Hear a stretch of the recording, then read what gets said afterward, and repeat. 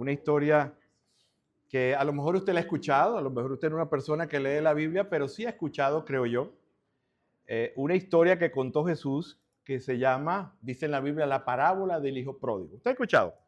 ¿Quién es el pródigo? Pues yo la voy a contar, ¿verdad? Y yo le puse la historia de dos hermanos, ¿ok? La historia de dos hermanos y en esta sala hay de esos dos hermanos, ¿verdad?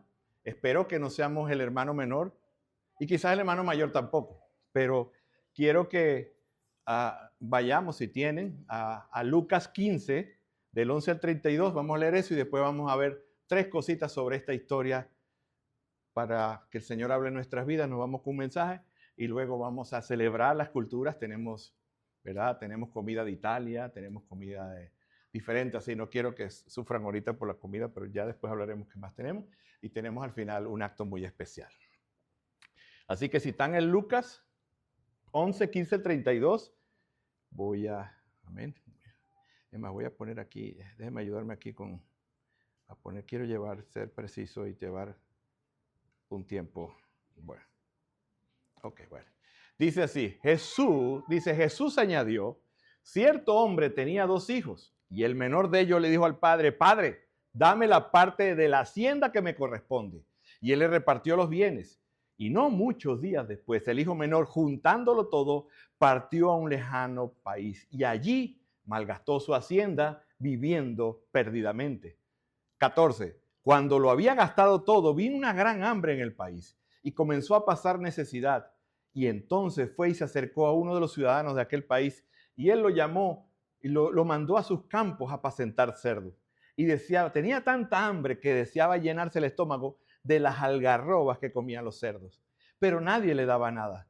Entonces, volviendo a sí, dijo, ¿cuántos de los trabajadores, dicen ustedes jornaleros, de mi padre tienen pan de sobra, pero yo aquí perezco de hambre? Me levantaré e iré a mi padre y le diré, Padre, he pecado contra el cielo y contra ti. Yo no soy digno de ser llamado hijo tuyo. Hazme como uno de tus trabajadores.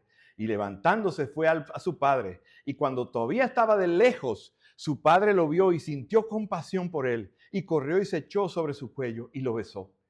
Y el hijo le dijo, Padre, he pecado contra el cielo y ante ti. Ya no soy digno de ser llamado hijo tuyo. Pero el padre dijo a sus siervos, cuando todavía estaba lejos, el padre corrió sin compasión. ¿Sabe qué? Lo abrazó y le besó el cuello. Y el hijo le dijo, Padre, he pecado contra el cielo y contra ti. Ya no soy digno de ser llamado tu hijo. Pero el padre dijo, traigan la mejor ropa, vistan y póngale un anillo en su mano y sandalias en sus pies. Traigan el becerro engordado y mátenlo y comamos y regocijémonos, porque este hijo mío estaba muerto y ha vuelto a la vida. Estaba perdido y ha sido hallada. Y comenzaron a regocijarse y su hijo mayor estaba en el campo y cuando vino y se acercó y escuchó toda la algarabía y las danzas, llamó a uno de los criados y le dijo, ¿qué está pasando? Y le dijo, ese es tu hermano que ha venido y tu padre ha matado el becerro más gordo porque lo ha recibido sano y salvo. Entonces él se enojó y no quería entrar y salió el padre y le rogaba que entrara. Pero él dijo al padre, mira, por tantos años te he servido y nunca he desobedecido ninguna de tus órdenes. Y sin embargo, nunca me has dado ni un cabrito. Y este hijo tuyo que con rameras gastó su dinero y tú le matas un becerro engordado. Y su padre dijo, hijo mío, tú siempre has estado conmigo y todo lo mío es tuyo, pero era necesario hacer fiesta y regocijarnos porque tu hermano estaba muerto y ha vuelto a la vida, estaba perdido y ha sido hallado. Ya sí deja mucho que decir, ¿verdad? Pero ¿qué estaba pasando? Si no leemos el contexto, nos creemos que se trata del hijo y lloramos cuando el hijo vuelve a casa, pero es mucho más. Recuerda que empezando el capítulo 15, dice el 1 al 3, dice, todos los recaudadores de impuestos y los demás le dijeron, Jesús es amigo de pecadores y come con rameras y publicanos. Así que este comentario de que Jesús andaba con gente de mala vida hizo que Jesús contara esta historia. Y ahí hay tres cosas que se perdieron si lee el capítulo completo. Primero se perdió, ¿qué? Una oveja. ¿Y qué pasó? Que fueron a buscar a la oveja y cuando consiguieron la oveja, ¿qué hubo? Gran alegría. Después dice que se perdió una moneda y la señora barrió tanto la casa hasta que la pudo, ¿verdad? Y llamó a la vecina, mire, conseguí la moneda. Y el último que se ha perdido era un hijo. ¿Ya? Así que Esta es la parábola de las más famosas de Jesús junto con la del sembrador. Primer punto, ¿verdad? El hijo perdido. Dice la palabra que el hijo era pródigo, ¿verdad? Yo no sabía tampoco que era un pródigo. Un pródigo significa despilfarrador, derrochador, malgastador, una persona que no tiene moderación y es una persona que está excesiva, ¿verdad? Primero dice, ¿qué dice allí? Que el hijo le pide al padre, ¿qué? Dame la herencia, ¿verdad? Y para nosotros quizás, bueno, normal, ¿verdad? Pero el hijo estaba rechazando al padre, ¿verdad? Decirle a un padre de Oriente que le diera la herencia es desearle que se muriera. Es desear que se acabara la relación y por eso dice que se fue a otro lugar. No quiero saber más nada de ti. Él había dejado en ese acto, dejado de ser hijo. Como que digo, hasta aquí llegamos. O sea que recuerdan que esto era una cultura de valor, de honra. Y lo peor para una persona de Oriente es la deshonra. Cuando un hijo deshonra al padre, era digno de muerte. Este hijo era digno de muerte por deshonrar al padre. Porque esta exigencia iba contra el quinto mandamiento que dice que honra a padre y a madre. O sea que esto que hizo él esto que hizo él fue lo peor, ¿verdad? Porque estaba humillando al padre, que era la cabeza de familia. En este tipo de culturas, y es bíblicamente, el padre es el patriarca, el respetado. Cuando un padre no es respetado, esa familia no va para ningún lugar. Podrás trabajar, podrás hacer lo que sea, pero Dios, que dice que lo primero, el padre, estoy hablando de padre o madre, si está el padre, es la representación de Dios en el hogar. Así estés calladito, si tú no lo respetas, le pides permiso a algo, tu vida no va para ningún lugar. Y este hombre, este muchacho, el hijo perdido, estaba en rebelión, ¿verdad? Porque eso viene, dice que cuando los hombres cayeron, todos y cada uno de ustedes éramos hijos perdidos. Sí, Cristo éramos hijos perdidos. ¿Y qué pasó? Dice, no muchos días después, lo juntó todo. ¿Qué hizo este muchacho? Le dieron todo el ganado y lo remató. Él remató todo porque quería la plata en efectivo. O sea que regaló la herencia de años y dice que el hijo menor, juntándolo todo, partió a un país lejano y allí malgastó todo viviendo perdidamente. El hijo menor se enfrentó cara a cara, ¿verdad? Porque era lo que estaba sembrando, ¿verdad? De las fiestas, porque tuvo un jolgorio, fiesta, pasó a la tristeza, pasó a la profunda tristeza. Y cuando lo había gastado todo, dice que vino una gran hambre. Gracias a Dios nosotros estamos en un país donde llegamos siempre, muchos aumentamos de kilo, ¿verdad? Pero usted tiene que estudiar qué es tener una gran hambruna.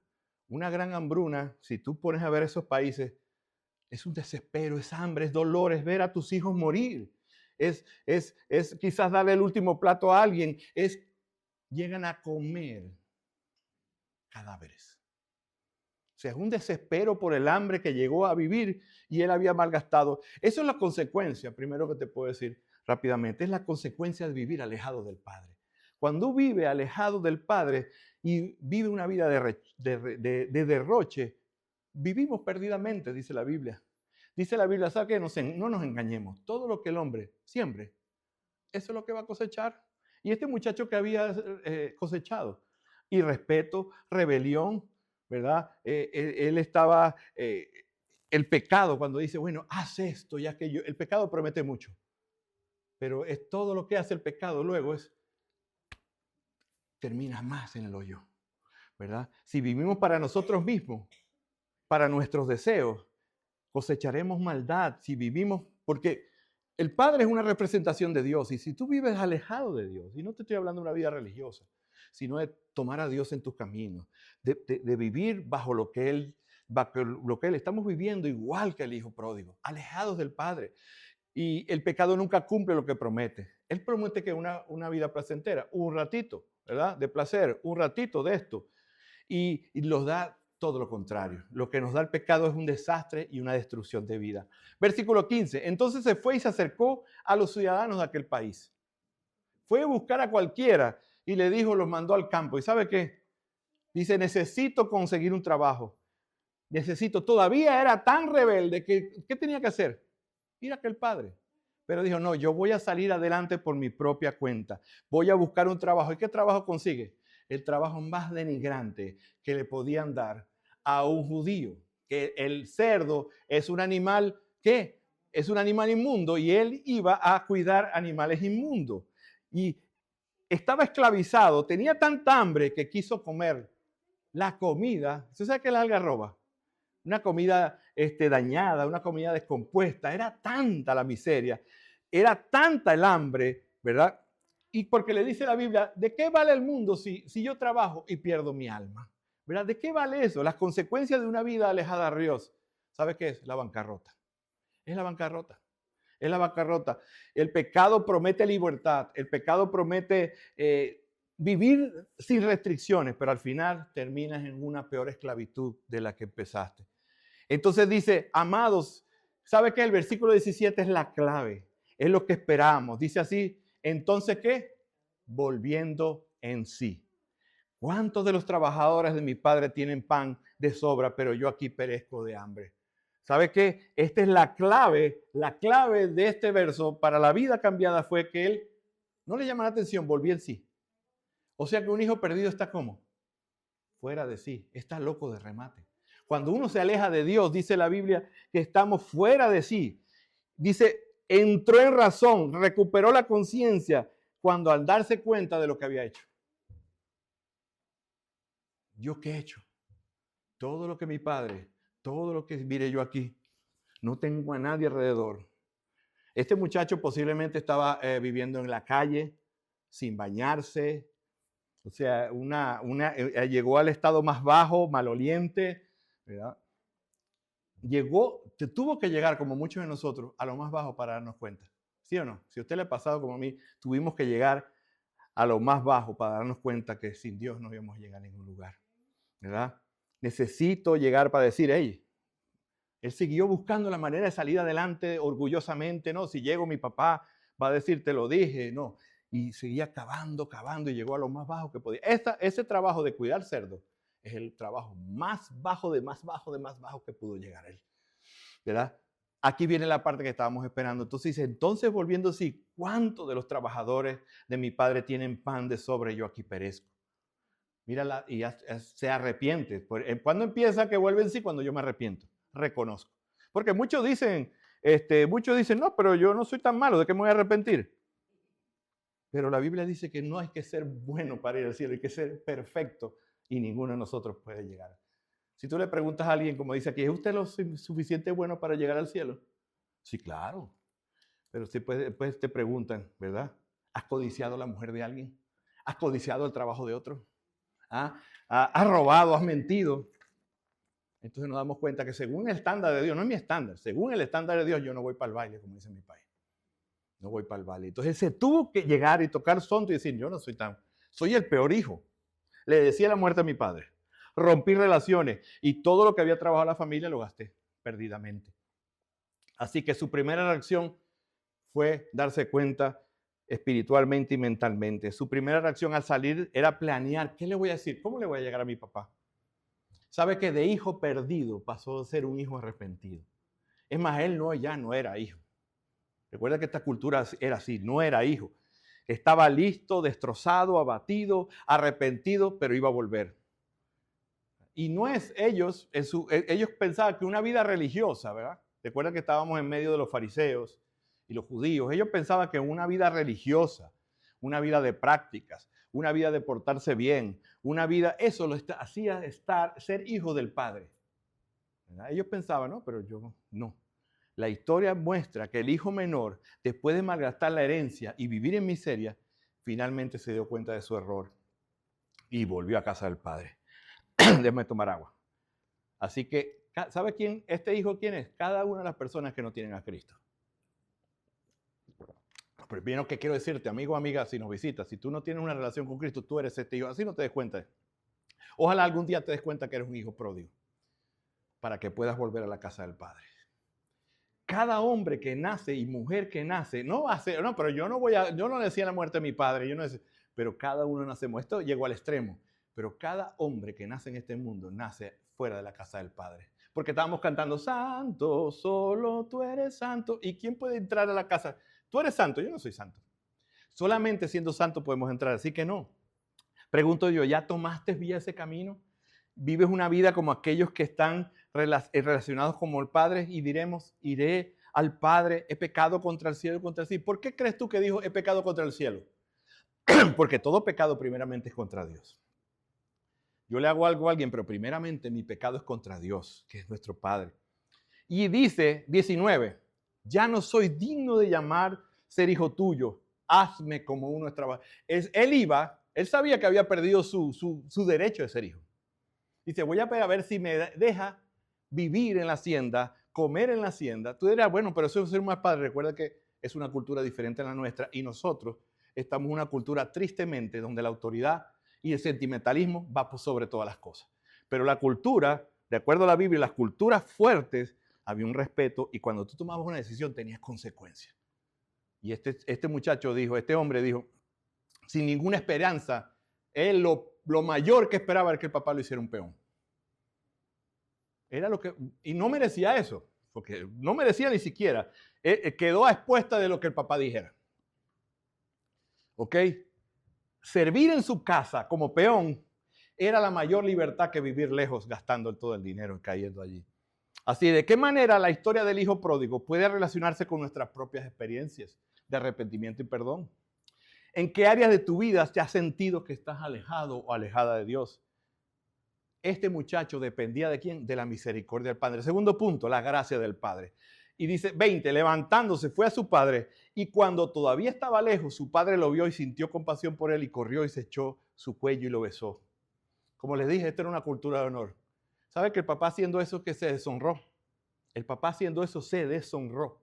Como Cristo se deshonró al venir y hacerse hombre para morir por nosotros. Él se deshonró. Las personas de autoridad, los patriarcas, no corrían, no salían de su casa a correr por nadie. Y este hombre, al ver al hijo, corrió. ¿Verdad? Recuerde que es una cultura de honor diferente a la nuestra, pero es una cultura de honor. Él había despreciado, él había deshecho a la familia con lo que hizo, desearle la muerte. Así que cuando su padre lo vio, corrió. Esto representa esperando diariamente. Estaba mirando cuándo llegará mi hijo. Sin duda que esa historia, recuerda que esta historia es contada con los fariseos que estaban allí, ¿verdad? ¿Qué estaban esperando los fariseos que hiciera el padre? El hijo pródigo. Ellos estaban esperando, a ver, vamos a ver cuál es la reprimenda que le ponen. Porque eso era lo que tocaba al muchacho, ¿verdad? Este caprichoso muchacho, vamos a ver, después de todo el honor del padre, convertido en una vergüenza, su rebelión. El padre había traído a vergüenza a todo. En Oriente, ¿sabes qué? Los hombres mayores no están acostumbrados a correr. El padre corrió para darle encuentro al hijo. ¿Por qué? Por su amor. ¿Sabe por qué también corrió? Porque los vecinos, recuerda que ellos cumplían la ley. En Levítico dice que si un hijo deshonraba al padre, ¿qué tenía que hacer? Debía morir a pedradas. Le digo que o sea, aquí el punto no es criticar la cultura, sino ver el mensaje. Entonces el padre sabe para qué sale. Para deshonrarse él, abrazar al hijo y que no lo mate. Porque si el hijo era apedreado, él tenía que dejarlo porque estaban cumpliendo la ley. Hijo que deshonra al padre merece la muerte. Entonces él salió a deshonrarse porque lo que lo había hecho mal era él, pero también salió a decir yo no tengo nada. Y prefirió verse él en ridículo que su hijo muriera. Tremendo, ¿no? ¿Ah? De ahí que ahora el muchacho regresa a casa, los fariseos estaban esperando que recibiera su merecido. La única pregunta era, ¿qué hará este muchacho? ¿Sabe qué? El regalo de la bondad y la compasión. Dice, el padre fue compasivo. La palabra compasión significa darle a la persona, ¿verdad? Sentir el dolor en las entrañas. Y porque él se había ido a un país muy lejano y aprendió lo que significaba la miseria. Ahora el padre quería que aprendiera lo que significa la bondad y la compasión. En el mundo nosotros, ¿qué aprendemos? ¿Qué es la miseria? Pero en Cristo aprendemos lo que es la misericordia y la gracia, ¿verdad? El padre estaba humillándose, aunque el hijo pródigo era el que debía estar haciendo. El hijo tenía que ir al padre y ¿sabe qué es lo que tenía que hacer? Tirárselo a los pies y besarle los pies. Y el padre estaba diciendo, vete, tú no quisiste nada conmigo. Tú me deseaste la muerte, perdíme la herencia antes de morir. Vete. ¿Y el hijo qué tenía que hacer? Irse. Pero el padre ni siquiera dejó, sino que el padre fue y lo abrazó, lo besó y lo trajo con él. No sé si está viendo aquí la imagen de Dios con nosotros cuando nos arrepentimos y llegamos a Él. En la actualidad, la mayoría de nosotros veríamos este momento en que el padre corre a abrazar a su hijo como ay, un instante conmovedor y sensible, porque ahora de sensibles somos nosotros en esta generación, somos muy sensibles, y esa no es la parte importante. La parte importante es lo que hizo el padre por el hijo. ¿Verdad? Lo que estaba haciendo el padre era una vergüenza, era un escándalo, era lo más ofensivo. Es más que lo que hizo el hijo, los fariseos se ofendieron y se pusieron que ¿cómo un padre que le han hecho eso vuelve a recibir al hijo? Pregunto yo, ¿cómo un Dios que le hemos hecho tantas cosas nos recibe como hijo a nosotros? Ya con esa pregunta yo creo que tú tienes mucho para meditar hasta el día de tu vida. ¿Cómo tantas veces? No, pero yo no soy el hijo que desea, no, pero cada cosa que hacemos fuera de Dios es un pecado. Cada cosa. Y ¿sabes qué? Era escandaloso. De todos modos, el padre estuvo dispuesto a hacer que los vecinos hablaron. ¿Qué crees que está haciendo este hombre? ¿Ah? Este muchacho se aprovechó de él. Este muchacho lo avergonzó. Y en vez de darle su merecido, algunos padres decían, yo, este no es mi hijo. ¿Y sabe qué hacían? Lo ponían y él, la pena de muerte era para él. Y no, el padre no estaba haciendo nada malo, porque el que defraudó al padre fue el hijo. Y esa era la ley. Recuerde que es una cultura diferente a la nuestra. El padre se gozó, dice, ¿qué dijo el padre? Dijo el padre, versículo 22, pero el padre dijo a sus siervos, pronto traigan la mejor ropa y vístanlo, y póngale un anillo en su mano y sandalias, y traigan al becerro engordado, porque este mi hijo que estaba muerto y ha vuelto a la vida. Y estaba perdido y ha sido hallado. Y comenzaron a regocijarse. Así que el padre, ¿sabe qué dijo?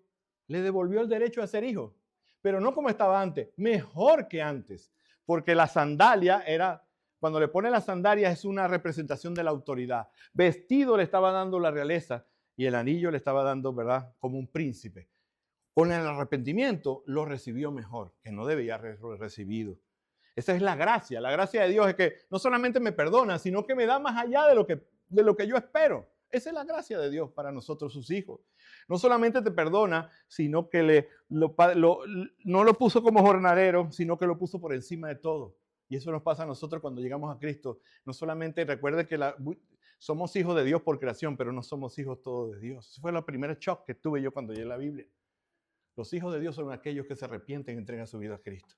Este muchacho estaba siendo adoptado como hijo verdadero porque antes era hijo, pero no vivía como hijo. No vivía como hijo. El pródigo había venido a casa preparado para besarle los pies al padre, pero en vez de eso el padre le besó la cabeza y lo bendijo.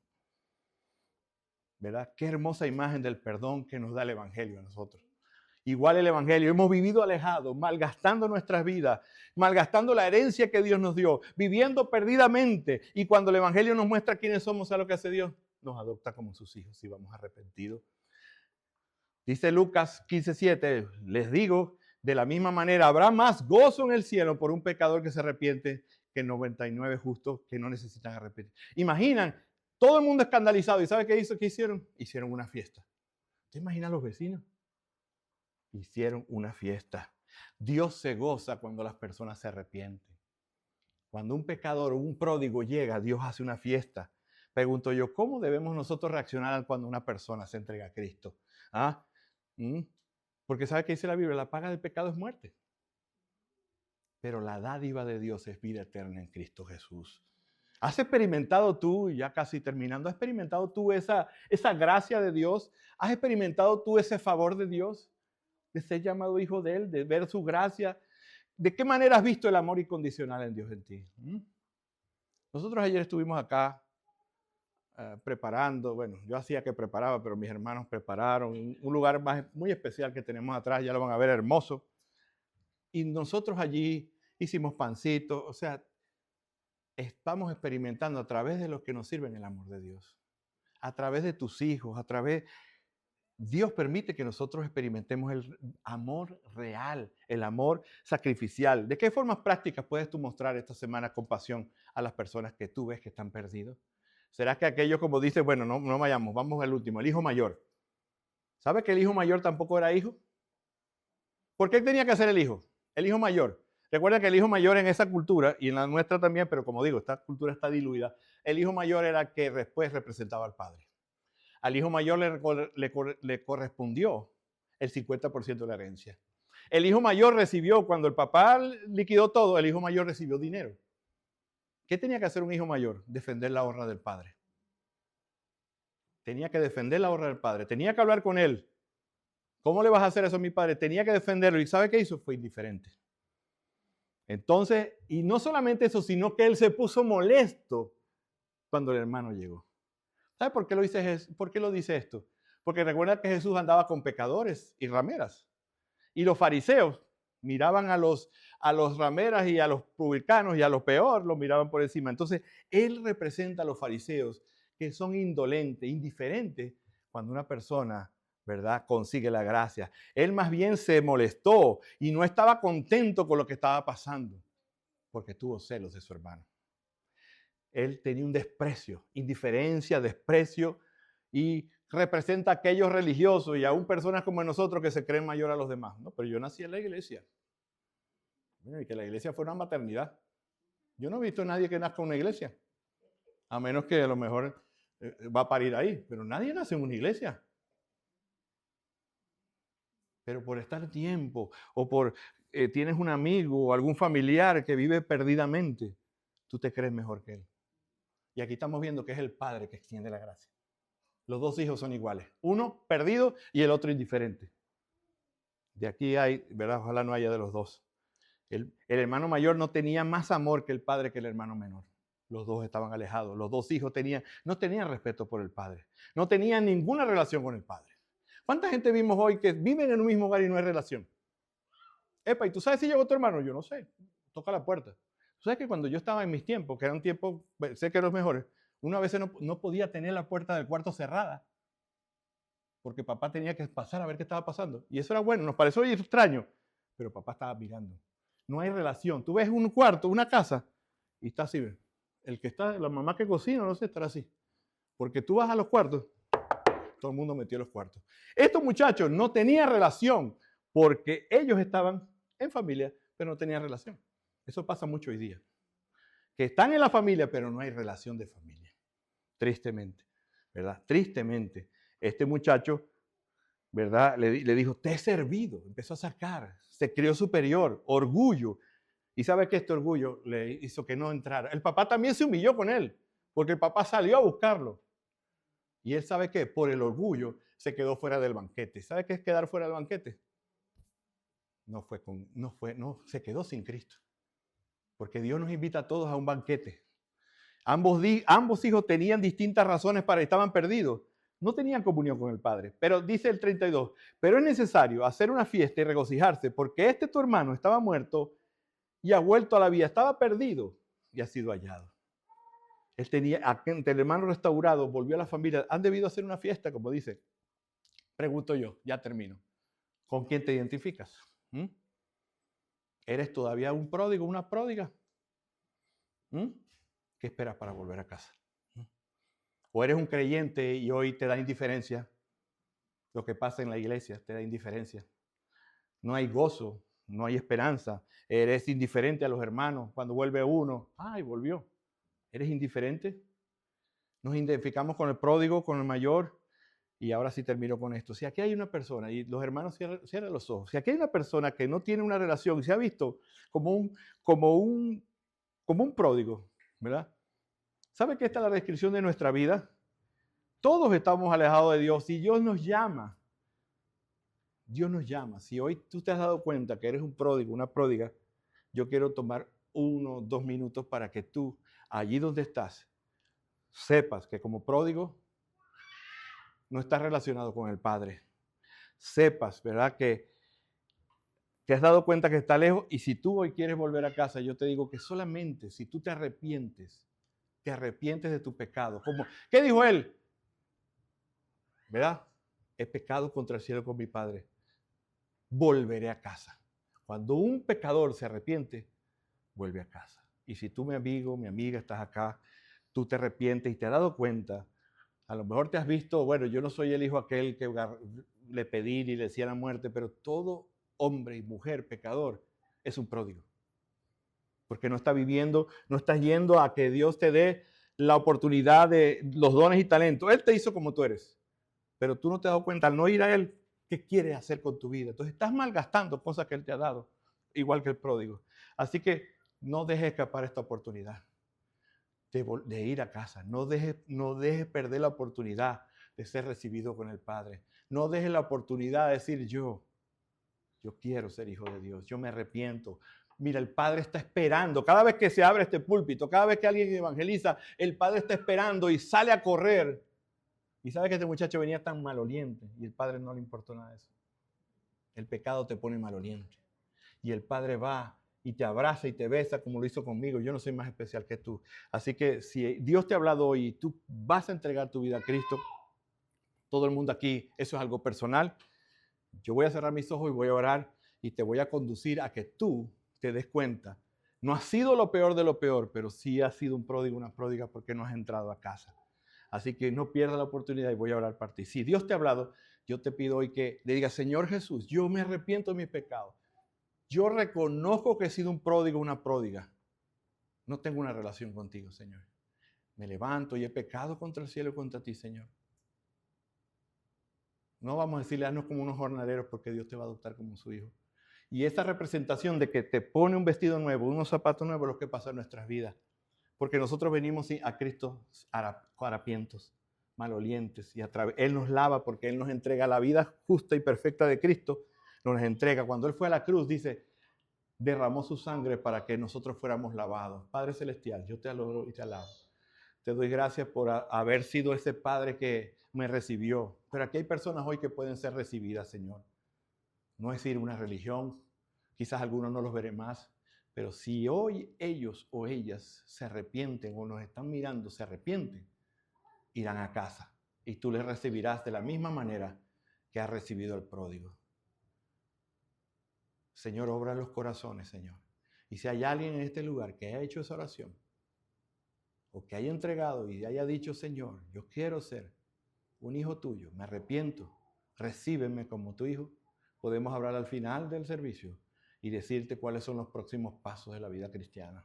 Hay un paso que es el bautismo, hay un paso que es discipularse, pasos hermosos que el Padre te irá haciendo crecer para que ayudes a otros pródigos a estar ahí. Padre, gracias por la cosecha abundante que nos das en Cristo Jesús. Amén.